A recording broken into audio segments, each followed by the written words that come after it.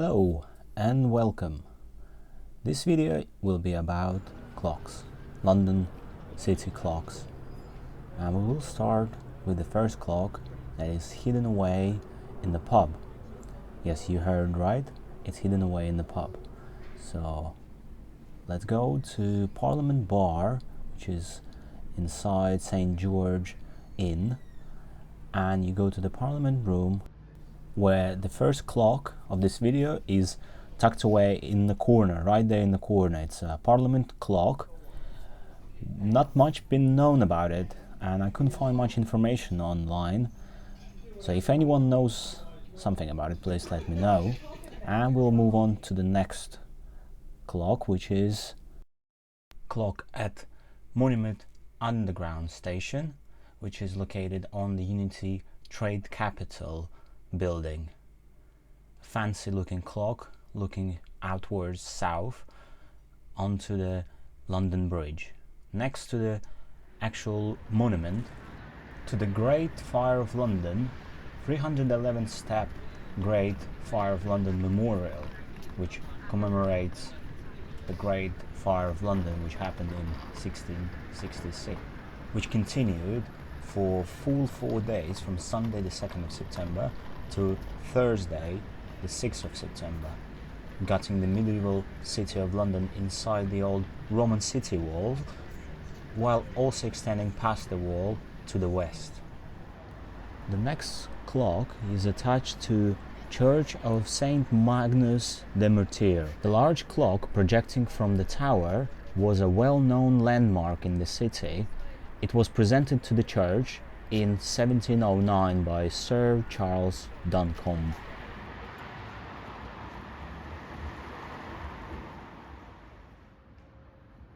The next clock is based at Church of St. Mary at Hill. Overhanging at St. Mary of Hills Street, the eastern end of the church has a large clock driven by a clockwork in the tower at the other end of the building. The mechanism is linked by a long rod running the length of the church.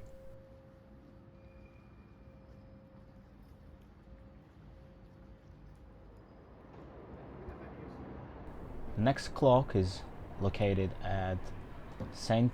Edmund King and Martyr Church, which is Anglican church in Lombard Street in the city of London, dedicated to St. Edmund de Martyr.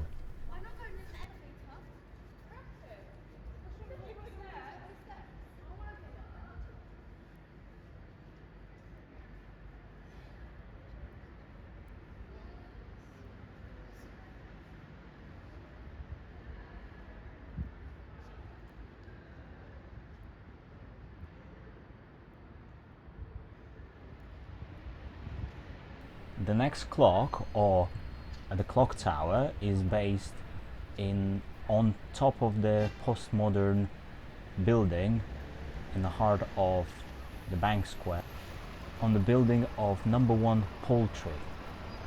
Designed by Sterling in 1985, but not completed until 1997, 5 years after his death. No1 Poultry was one of the Britain's architect's last projects. And the next clock is further down the road, which is called Clock on the Atlas House. As you can see on top of the clock, there's a little man holding the world. That's the Atlas. And we carry on to the next clock, which is mounted on the church. The Church of St. Mary le Bow is a church of England. The church was founded in 1080 and is one of the oldest and city's most important thoroughfares.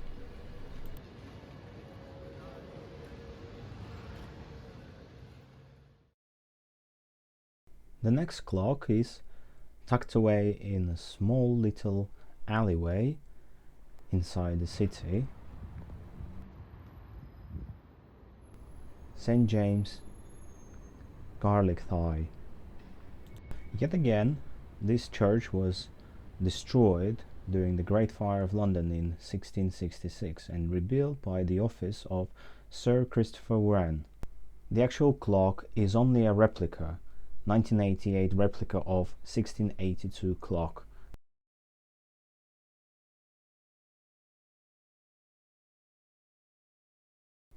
The next clock is located next to the St. Paul's Cathedral, on top of the entrance to Bracken House. On this gigantic astronomical clock, its rotating dials show the minutes, hours, days, months, and zodiacal signs. And right there in the middle, you can see the face of Winston Churchill.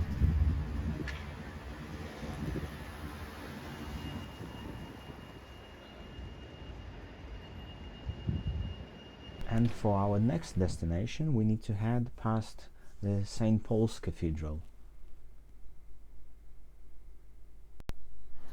The next clock is located on Ludgate House. This building was built in 19th century by Thomas Cook, then leading travel agency. Unfortunately, the clock is not working and the year it was built not known. From here, we're heading towards our next clock, as you can see, down the Fleet Street.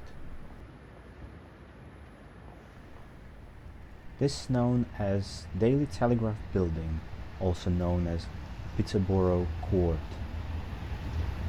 The building was opened in 1928.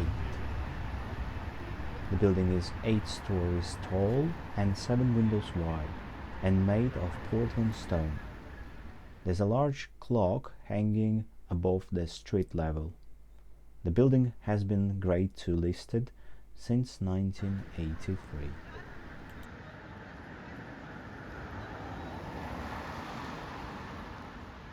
The next clock is based on top of the entrance to St. Dunstan Court. Not much known about this clock, but it looks like it's not in the working condition as well. So we head towards our next destination on the Fleet Street, which is the Guild Church of St. Dunstan in the west. It is dedicated to Dunstan, Bishop of London and Archbishop of Canterbury. But we paying real close attention to this clock, which is called St. Dunstan in the west. On the facade is a chiming clock with figures of giants who strike the bells with their clubs. It was installed on the previous church in 1671. Interesting fact about this clock is that it was the first public clock in London to have a minute hand. The figures of the two giants strike the hours and quarters and turn their heads. The next clock is the clock on 187 Fleet Street. Once again, fancy looking clock inside the city. Not much known about it, but here you are. And from here we go to our last clock and final destination of this video, the clock on top of the Royal Court of Justice. That is the first clock when you enter the City of London from the west. So there you have it. I hope you enjoyed this video and I hope to see you in the next one. Please consider subscribing and liking this video. It helps immensely. Thank you for watching.